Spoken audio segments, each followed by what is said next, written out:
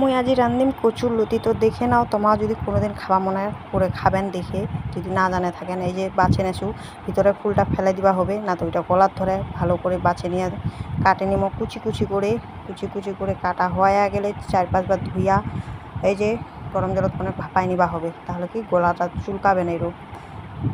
এই যে ভাপানো হয়ে গেলে জলকান আরও ঠান্ডা জল দিয়ে কয়েকবার ধুইয়া জলকান ভালো করে নিজেরা নিবা হবে। নেওয়ার পরে মশলাপাতি দেখে নাও, কিছু লাগবে না সেরকম।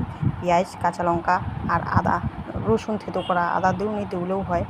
আর কড়াই গরম করিয়া এই যে তেল দিয়া জিরা ফোড়ন, শুকনা লঙ্কা ফোড়ন দিয়া তারপর মশলাপাতি যা ছিল ওইগুলা সব দিয়ে দিন, লঙ্কা, পেঁয়াজ, আদা, রসুন আর এই যে কচুর প্যান্নারটা দিয়া লবণ, হলুদ। আর লবণটা কিন্তু পরিমাণ অনুযায়ী দিবেন, কেন একটা মঞ্জুর অনেকটা কমে যায়। তারপরে জিরা গুঁড়া দিয়ে ভালো করে ভাজে নেবেন, তাহলে কি গলার ধরবে না। ভাজাটা ভালো করে না হলে গলার ধরে।